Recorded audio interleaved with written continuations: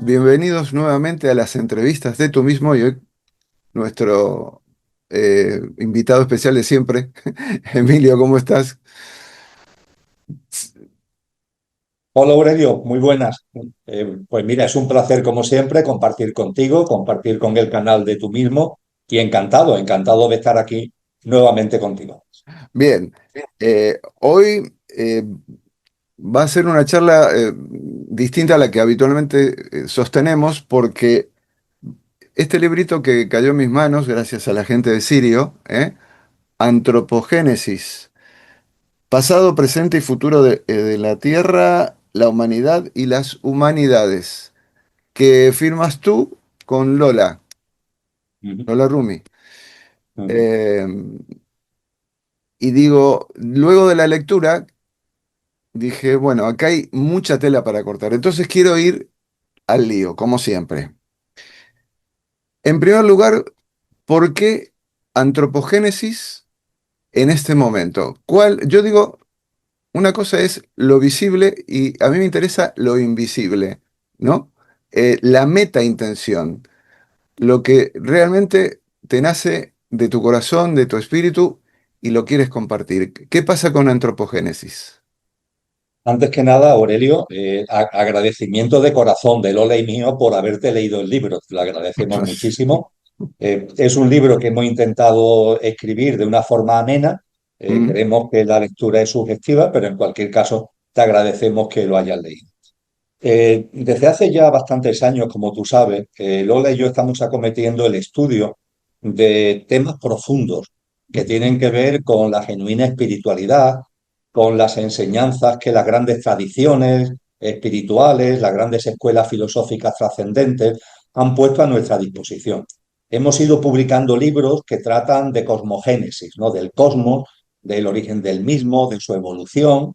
Por supuesto, dentro de lo grandioso, hemos dedicado también un texto, como tú sabes, a la sabiduría y el significado profundo de las enseñanzas de Jesús de Nazaret, ujú, bajando, pero todavía en el ámbito de lo más general, he escrito un texto sobre los seres espirituales evolutivos e involutivos y las interferencias en el proceso evolutivo de la humanidad. Hemos estudiado también a la persona con libros como Conócete a ti mismo, como Consciencia e incluso La vida más allá de la muerte, donde he publicado dos libros. En fin, he ido tratando distintas temáticas que tienen como un hilo conductor, que es esa sabiduría profunda a la que antes hacía mención. Y quedaba pendiente antropogénesis.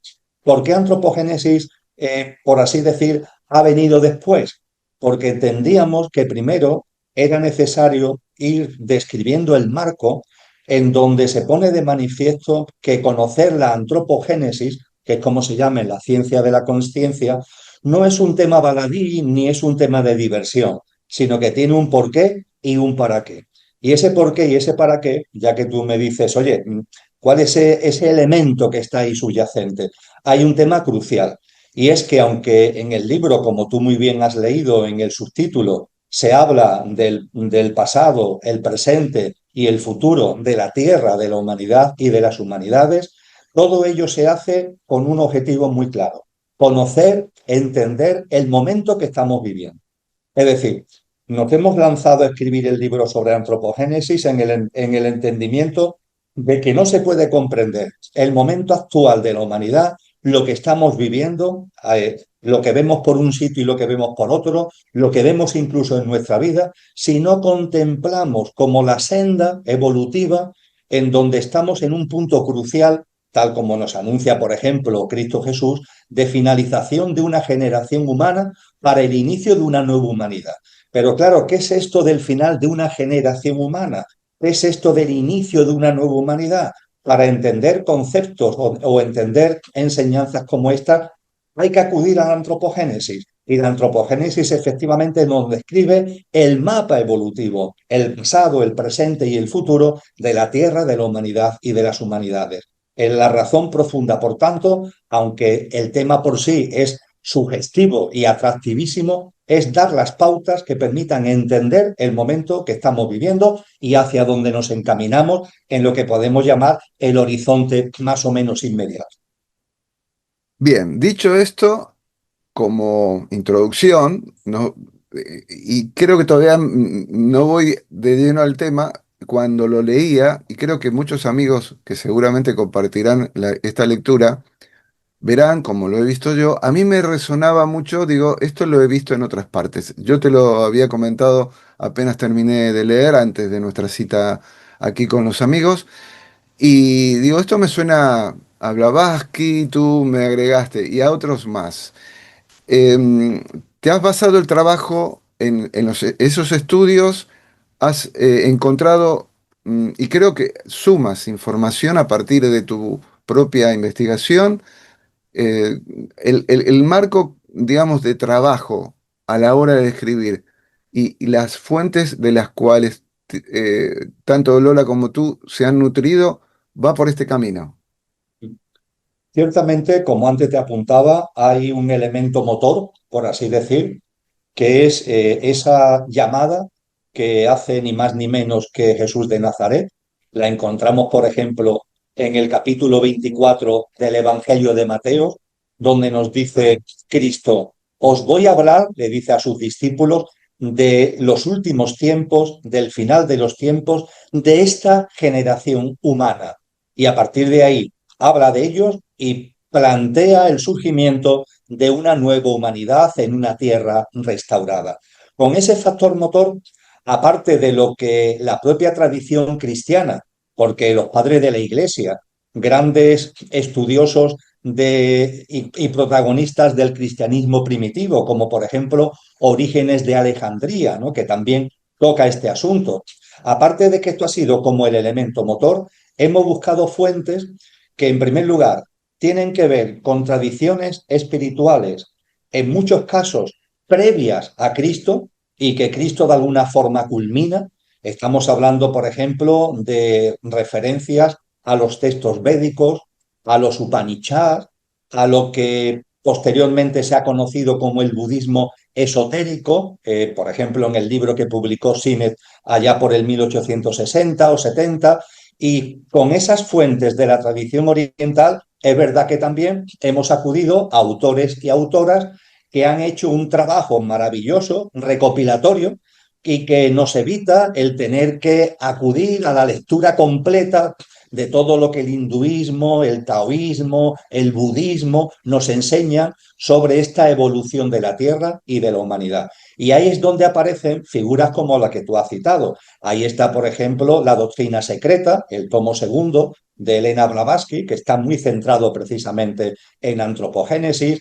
También, por ejemplo, un libro bastante más breve, pero no menos potente, de Annie Besant, escrito también allá por el 1890-1891, La doctrina secreta de 1881. El libro de Annie Besant es La genealogía del ser humano, donde se analiza esta evolución. Mm. Y por supuesto también ya metidos en el siglo XX, la obra de Steiner y de los discípulos, por así decir, de Steiner. Rudolf Steiner, en su estudio de la humanidad en su conjunto y de la Tierra, hizo un trabajo bastante, yo creo que bastante potente, ¿no? De recopilación y de aportación, y de fuentes como esta es la que nos hemos servido para, eso sí, siempre buscando los patrones, da lugar al libro que tenemos entre manos. Es decir, cuando hemos acudido a todas estas fuentes, no nos ha interesado tanto la anécdota, sino a percibir el patrón evolutivo y el por qué y el para qué, el sentido profundo de esa evolución. Porque entendiendo el patrón evolutivo y el sentido profundo de la evolución del planeta y de la humanidad, es como podemos entender el momento presente y discernir acerca de lo que tenemos en el horizonte. Hay un dato, y lo tenía pensado para después, pero creo que es el momento, porque muchos piensan, digo, es el momento de que me lo cuentes, que, bueno, la historia oficial, ¿no? Estamos buscando el eslabón perdido, aquello que nos conecta el puente entre el simio, ¿no? Aquel mono rudimentario que tenemos un poco en fantasía, y el ser humano. Y tú dices, no. No busquemos al eslabón perdido. El eslabón perdido no existe. El ser humano siempre fue ser humano. No era el punto de partida, te lo confieso, pero creo que es más que nada porque estamos hablando del origen del hombre, antropogénesis, y por qué el hombre no tiene que buscar como investigación sus orígenes en ese eslabón perdido. Es un tema importantísimo el que acaba de compartir, donde efectivamente el libro es contundente al respecto y hay incluso un apartado específico que tiene como título El ser humano no procede de los animales, de ningún animal, y tampoco, como tú has apuntado, de lo que llamamos simios. Eso no es algo que se nos haya ocurrido a nosotros. Evidentemente, yo lo hago mío, absolutamente. Tengo ese convencimiento, si no, engañaría al compartirlo. Pero es algo que hemos encontrado con reiteración, como antes compartía, en todas las tradiciones espirituales serias. Es decir, estudiando todas las tradiciones espirituales serias. Lo que nosotros en nuestros textos llamamos el plan cósmico, que son todas las tradiciones previas a Cristo, y el plan de salvación, que es la culminación del plan cósmico, con las aportaciones, la vida y la sabiduría de Cristo, cuando uno analiza todas esas tradiciones, la conclusión es la misma. No, no busquemos la razón del ser humano a través de una evolución material relacionada con la biología y relacionada con el mundo animal en general y con los mamíferos y los simios más en particular. Y de hecho nos atrevemos a decir, como se ha dicho ya anteriormente, de que efectivamente el eslabón perdido entre simios, prehomínidos, homínidos y el ser humano nunca se va a encontrar porque el ser humano no procede de esa evolución simia, prehomínida, homínida. Lo que nos enseñan las tradiciones es que el ser humano fue ser humano desde el comienzo.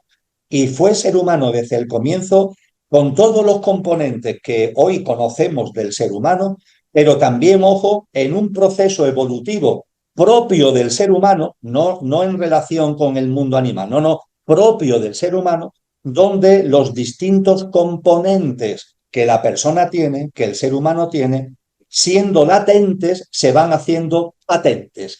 Y es algo que además intentamos que se entienda poniendo el ejemplo, porque como es arriba es abajo, de lo que es el proceso del feto, el proceso embrionario y el proceso de lo que supone después el nacimiento de la persona. Podríamos decir que cuando se configura el cigoto, todos los componentes del futuro ser humano, entre comillas, ya están ahí. Sí, son dos células que se han unido, pero ahí están ya todos los componentes. Y cuando el feto empieza a configurarse, se van haciendo patentes unos pocos. Ya se irán haciendo patentes más en los 9 meses, en donde el feto de las células iniciales conforma un ser que cuando sale del seno materno tiene ya 9 billones con B de células. Y una vez que ese bebé nace con sus 9 billones de células, como hay un proceso evolutivo, donde no solamente su constitución física y vital se va haciendo, va madurando, sino donde van apareciendo patentes, componentes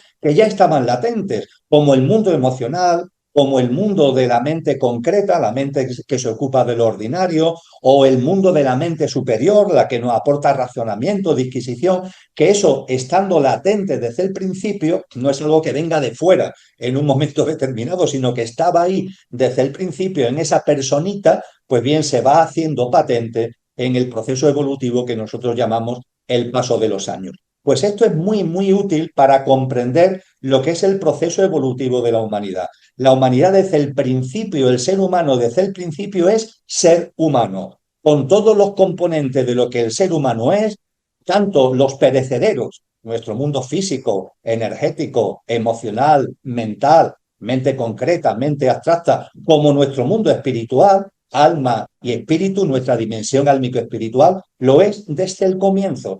Y van tomando protagonismo, se van haciendo patentes a lo largo del proceso evolutivo que la antropogénesis estudia. Y efectivamente eso marca una línea evolutiva distinta, simplemente distinta a lo que es la línea evolutiva del mundo animal y lo que dentro del mundo animal son los simios, prehomínidos y homínidos. Nunca se encontrará el eslabón perdido porque simple y llanamente no existe. No hay un prehomínido o homínido que en un momento se transforme en ser humano. La evolución del ser humano viene por una línea diferente. Bien, esta palabra, evolución, yo creo que en mi lectura, en mi comprensión de lo que ponían tú y Lola en el texto, quería diferenciar tres temas para hablar. Por un lado, el tema de la evolución, de en qué consiste, el tema de las humanidades y el tema crucial, nuestra humanidad. Tres ejes sobre los cuales te invito a girar. Por un lado, evolución.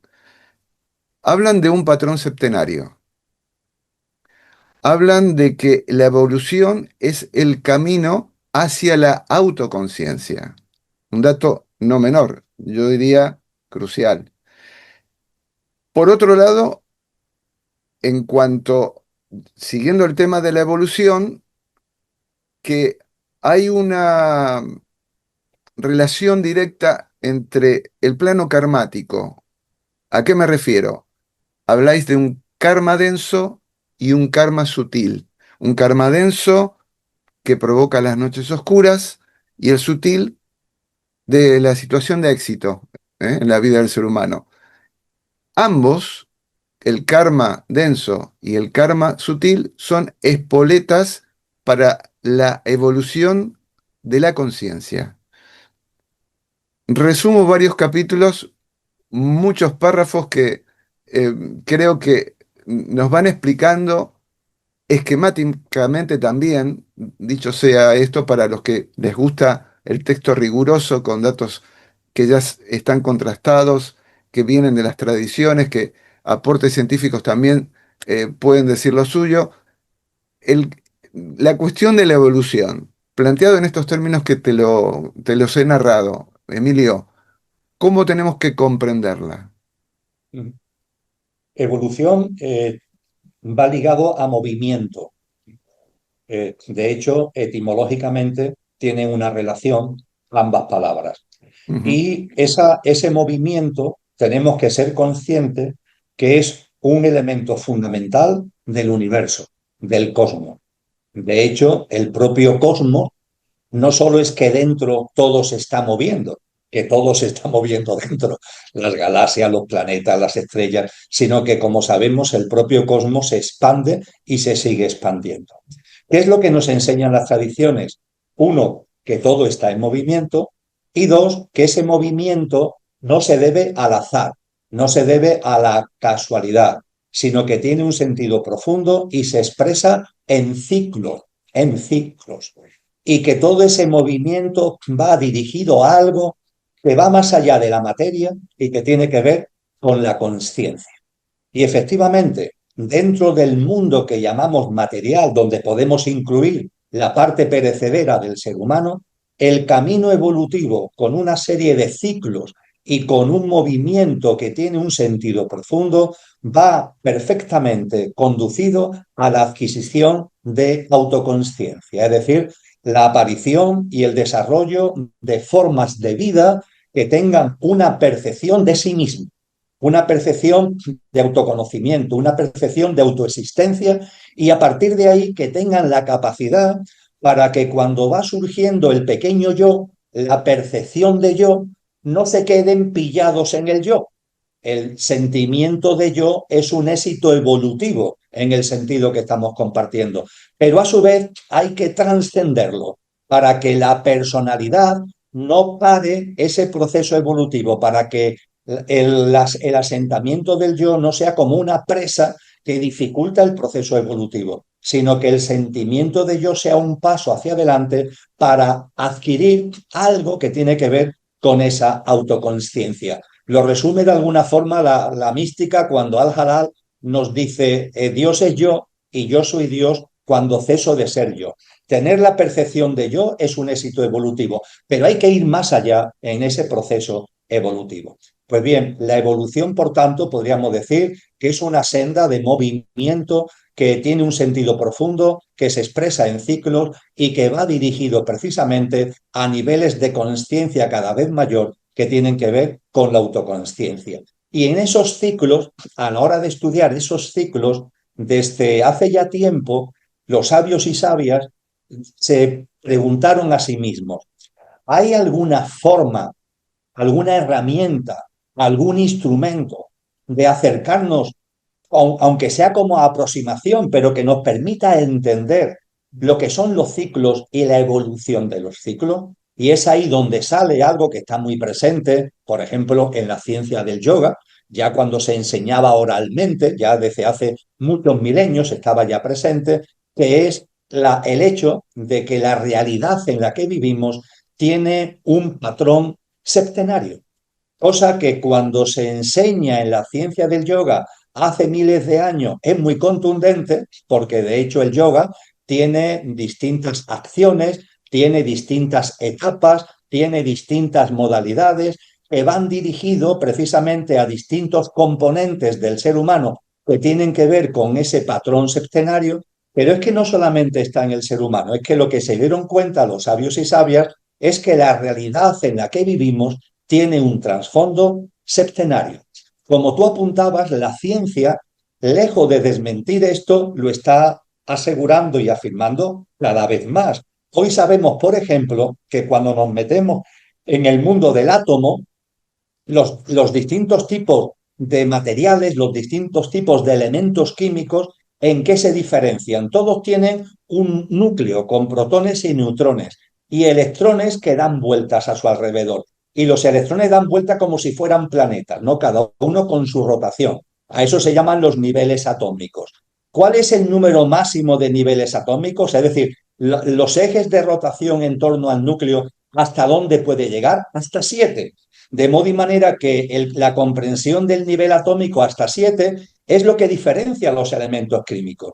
Cuando Mendeleev y posteriormente se elabora la tabla periódica de los elementos, donde se aglutinan todos los elementos químicos, se llama periódica porque hay un patrón septenario precisamente en la configuración de los elementos químicos. Cuando hoy, muy recientemente, conocemos las ondas del espectro luminoso, sabemos que son 7 los tipos de ondas del espectro luminoso. Hasta en el lenguaje musical, la famosa octava tiene un patrón septenario, porque el do, re, mi, fa, sol, la, si son 7 y el do pertenece al primer componente de la siguiente cadena septenaria. Y me podría extender mucho más, lo hacemos en el libro, para que se entienda que la opción que viene de muy antiguo para que el patrón sextenario sea una herramienta de entendimiento de los ciclos que marcan la evolución de la vida en general y de la humana en particular, no es algo que se coja por azar, sino que tiene un sentido profundo. Y de hecho, en estos textos, el propio ser humano se analiza con un patrón septenario. Antes lo apuntaba y ahora lo remarco más. Cuando estudiamos en la ciencia del yoga, en las tradiciones, cuando estudiamos lo que es el ser humano, ¿qué es lo que nos dicen? Efectivamente, en nosotros hay una esencia imperecedera y una apariencia transitoria, pasajera, pero no se quedan ahí. En la tradición cristiana se nos enseña que en nuestra dimensión imperecedera hay alma y espíritu. También lo decían los griegos, que hablaban de cuerpo y en lo imperecedero psique y neuma. Pero las tradiciones orientales han sido más inquisitivas al respecto y han llegado, bueno, la cábala nos habla de 5 o de 6, la advaita nos habla de 5 componentes, pero las tradiciones, por ejemplo, ligadas a la ciencia del yoga, profundizan más y utilizan el patrón sextenario y llegan a decir que tenemos 7 componentes. El componente físico, el componente energético, que tiene que ver con lo que el yoga llama nadis, los chakras, etcétera. Hoy eso ya, por así decirlo, es más conocido y reconocido la existencia del componente etérico o energético del ser humano. Tenemos un mundo emocional y tenemos un mundo mental con un nivel inferior, mente concreta, que se ocupa de lo ordinario, y un nivel superior que está a nuestra disposición para ocuparnos de lo trascendente, de lo que está más allá de lo ordinario y de lo cotidiano, de la mano de la ciencia, de la espiritualidad, de la conciencia, de las artes, de la inspiración, etcétera. Y diríamos que estos componentes que están ahí se ven además unidos a los componentes trascendentes que tiene el ser humano, donde el espíritu y el alma juegan un papel fundamental. Con lo que el patrón sextenario se usa para analizar al ser humano, se usa para analizar los ciclos evolutivos y de hecho, ahora seguro que entraremos en ello, cuando se habla de la evolución de la humanidad, se habla de que esa evolución se lleva a cabo en 7 humanidades, no en una, ni en 4, ni en 20, sino en 7 humanidades. ¿Por qué? Porque se utiliza como lógica de entendimiento ese patrón sextenario al que estamos haciendo referencia. Lo interesante que dices en el texto es que todo el proceso evolutivo está orientado y que finalmente la humanidad en su conjunto, cada uno de los miembros también de la humanidad, vivan desde el espíritu, siendo, y ahí está otra vez la palabra, plenamente humanos. Es decir, no perdemos en este camino que vamos desandando evolutivo jamás la característica de lo humano. Somos humanidad. Pero, eh, bien has dicho, vamos al terreno de las humanidades. Por un lado, la existencia de varias. Y por otro lado, que cada una de ellas tiene un sentido profundo. Además, ¿dónde nos situamos nosotros en ese recorrido? Y por qué no decir, hay un momento donde hay un salto que quiebra un poco lo que posiblemente estuviera planificado, y lo pongo entre comillas, y que nos atañe muy de cerca, porque nos ha marcado fuego, que es la cuestión del pecado original. Dicho todo esto, y apelo a la síntesis, porque estamos hablando de nuestra historia, que no es poca. Humanidad, en realidad, son humanidades. ¿Cómo este relato lo podemos entender? Para empezar, porque has recordado del texto y has subrayado algo que es muy importante, eh, hay una parte del libro donde recordamos al comienzo uno de los primeros postulados metafísicos. Yo diría que es el primer gran postulado metafísico, donde se habla de la divinidad. Ujú. Y a la divinidad se le llama aquello, como lo llaman los antiguos, aquello. No se le encapsula en un nombre. Aquello es lo que hoy el diccionario llama Dios, pero se le llamaba aquello.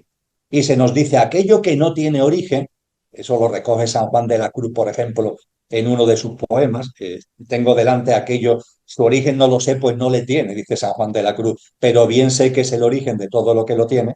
Pues bien, aquello que no tiene origen es origen de todo lo originado y siendo origen de todo lo originado, se encuentra presente e inmanente en todo lo originado. En lo que aquí nos interesa, este postulado nos habla de lo originado. Podríamos decir que lo originado es la vida, la materia, el mundo material, el cosmos y también nosotros mismos, lo originado. Pero ojo, se nos dice que aquello que no tiene origen, precisamente por ser origen de lo originado, se encuentra presente e inmanente en todo lo originado. Eso es el espíritu.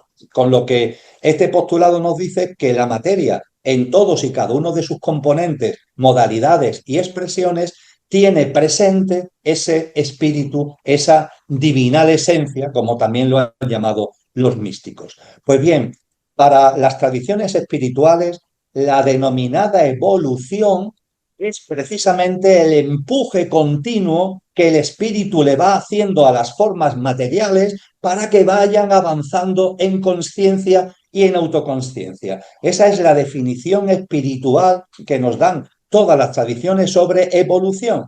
La evolución no es que seamos más altos o que tengamos un cuerpo de una manera o de otra. Bueno, esos son componentes accesorios en el desarrollo evolutivo. No, la evolución realmente lo importante es que como en todos los componentes de la materia está presente el espíritu es como una llama, San Juan de la Cruz lo llama la llama de amor viva, es como una llama que prende a la materia, que va prendiendo a las formas de vida para que vayan evolucionando en autoconsciencia. Esto es fundamental porque rompe por completo la percepción de la evolución que tiene una sociedad que ha matado a Dios, como es en la que estamos, como decía Friedrich Nietzsche, ¿verdad? Una sociedad donde se ha matado a Dios, es decir, donde lo trascendente ha sido expulsado de la vida personal y de la vida social, no puede entender, ha desterrado la comprensión de la evolución y entiende la evolución como algo material cuando las tradiciones nos enseñan que la evolución tiene una razón de ser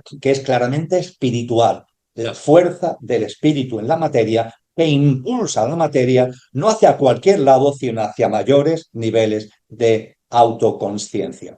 Dicho esto, desde el punto de vista de las humanidades, en las humanidades cada una tiene su porqué y su para qué en este proceso evolutivo que tiene un trasfondo espiritual.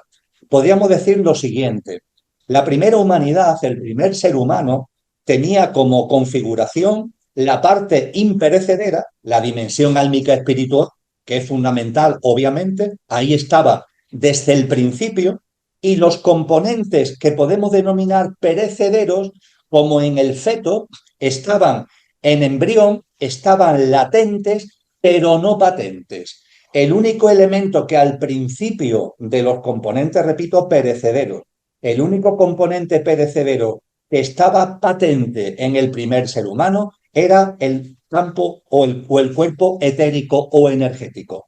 A esto se le llama en las tradiciones la humanidad polar. La humanidad polar fue una humanidad, la primera generación, por así decir, la primera fase de la evolución humana, y eran seres humanos con la dimensión álmica espiritual, como ahora, pero su configuración, lo que yo llamo el coche, donde encarna el conductor, que es la dimensión álmico-espiritual, el coche en el que encarna el conductor álmico-espiritual, tiene patente el mundo etérico y los demás componentes físico, emocional y mental latentes.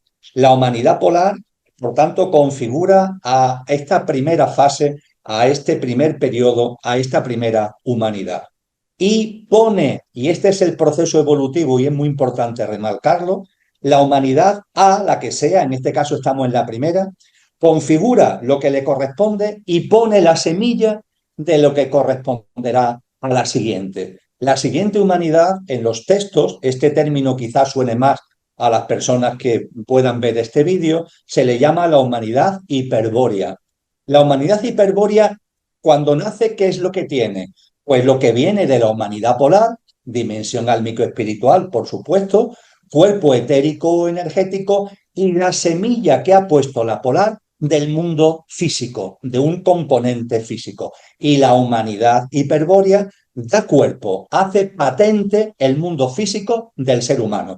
Esto es una diferencia importante. Ya no estamos hablando de un ser humano de configuración etérica o energética, sino estamos hablando de un ser humano que, por supuesto, sigue teniendo la configuración energética, pero donde ya hay un cuerpo físico como revistiendo la configuración etérica o energética. Y además de esto, la humanidad polar, configurando lo físico, pone la semilla de lo que corresponderá a la siguiente humanidad, que es el mundo emocional. Y así se abren las puertas a la tercera humanidad. Cada vez que hablamos de que una humanidad aparece y después aparece otra, significa que la anterior desaparece. Pero la desaparición no debemos entenderla como muerte. No hay muerte. Lo que hay es final de un ciclo para que comience otro, ¿no? Como le pasa a las células que terminan un ciclo y se regeneran, ¿no? No hay ni siquiera muerte, simplemente una regeneración, ¿verdad? Bueno, pues la humanidad hiperbórea da paso de esta manera a la humanidad lemuriana, a lo que llamamos Lemuria, la tercera humanidad, la humanidad lemuriana. La humanidad lemuriana recoge, tiene la dimensión álmico-espiritual y recoge lo etérico o energético, lo físico, que ya ha estado consolidado en las dos humanidades anteriores, y la semilla que ha dejado la humanidad hiperbórea, que es el mundo emocional.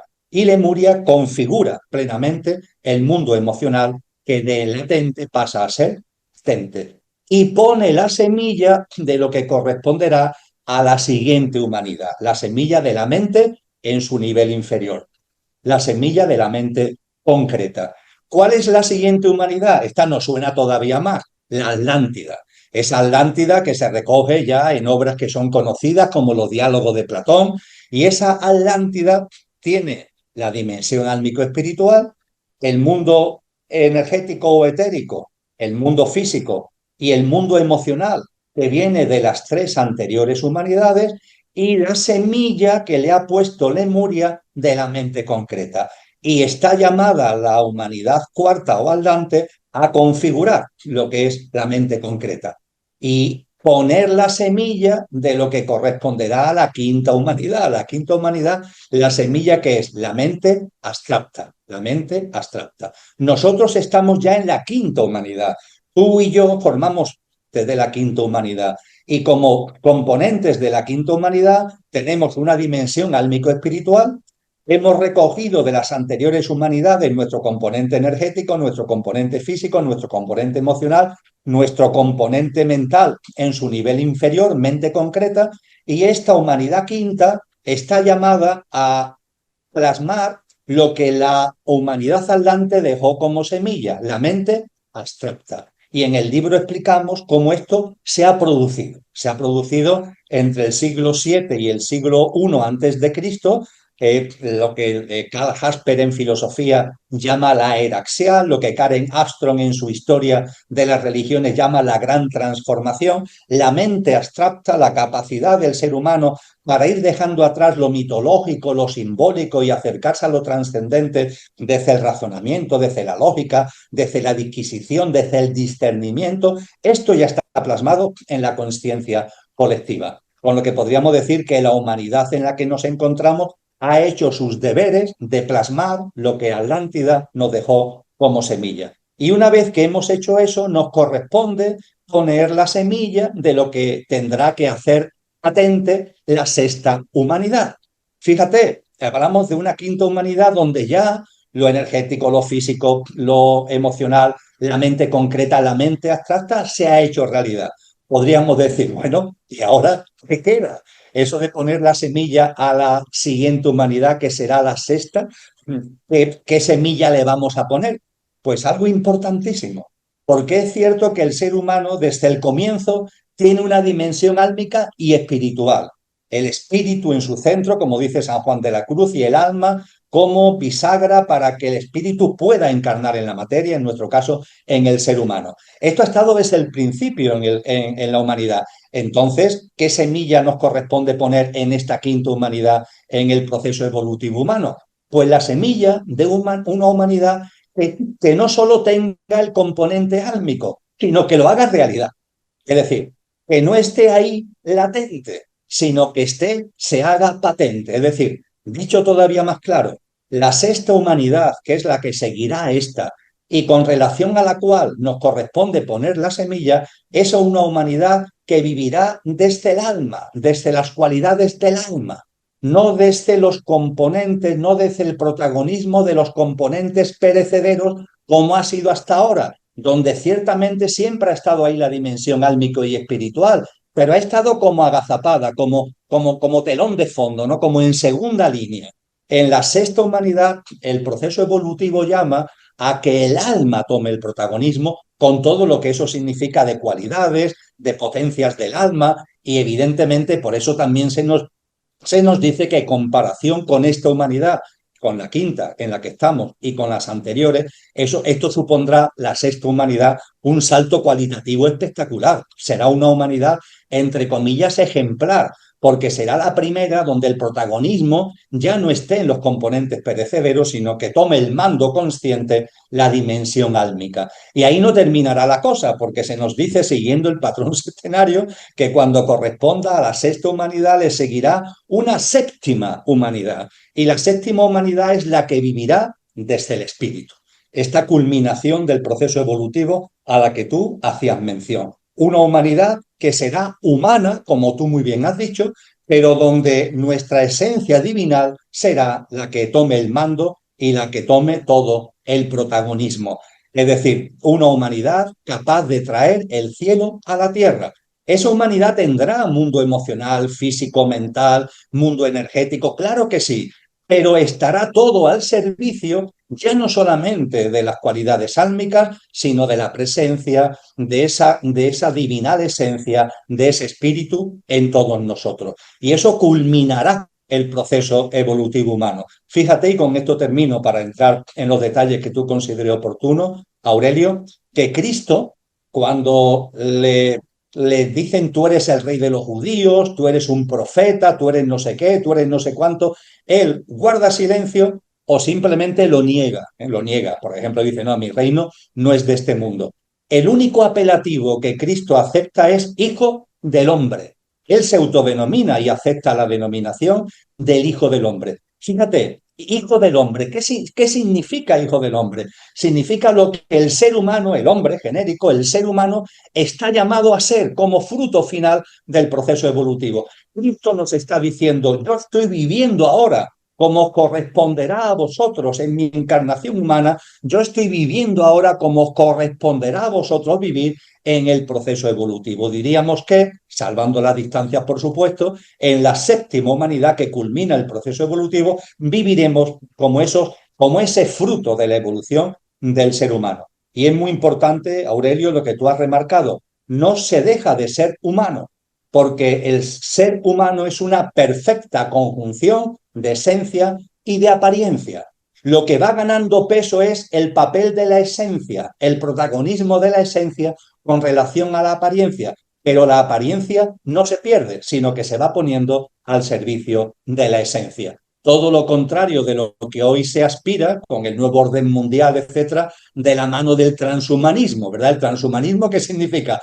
Que olvidemos la esencia y nos agarremos a la apariencia, con lo que el ser humano deja de ser humano para convertirse en infrahumano, porque olvida su componente imperecedero, nuestro verdadero ser, ni más ni menos. El camino evolutivo va por unos derroteros totalmente distintos. El ser humano está llamado a ser pleno como ser humano y eso significa que tendremos, como tenemos ahora, esencia y apariencia, pero que habrá un momento en donde la apariencia estará completamente al servicio de la esencia. Ya de hecho, en la humanidad que seguirá esta y para la que tenemos que poner la semilla de lo álmico, ya de hecho esa sexta humanidad ya vivirá con un protagonismo de la esencia, todavía no desde esa esencia divinal subyacente, pero sí desde las cualidades y las características del alma.